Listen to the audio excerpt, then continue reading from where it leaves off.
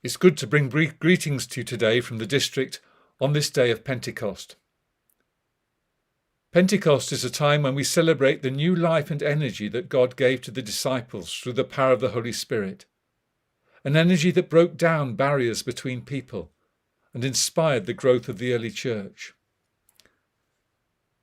But today, as we begin hesitantly to come out of the lockdown, with all the hopes and anxieties that brings, for us as individuals and for us in the churches, it is sometimes difficult to catch the energy of the Holy Spirit.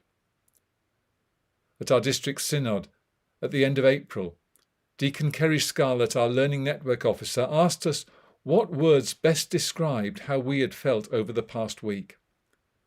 And the word that came out top was tired.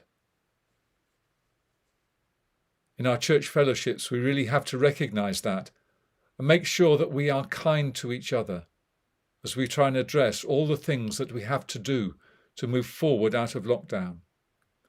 Remembering in this Pentecost season that St. Paul described the fruit of the Holy Spirit as love, joy, peace, patience, kindness, goodness, faithfulness, gentleness, and self-control.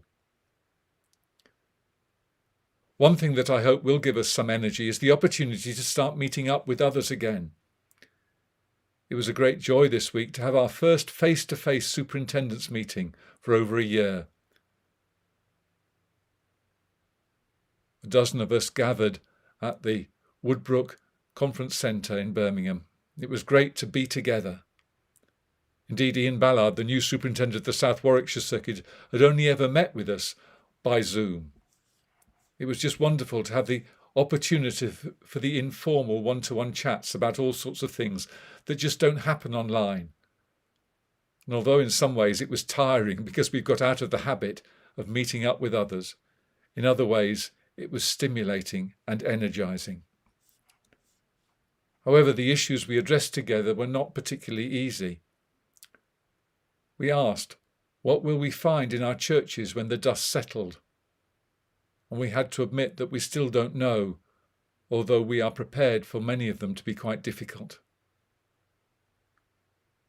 We also asked, if we pick up new things, what do we put down?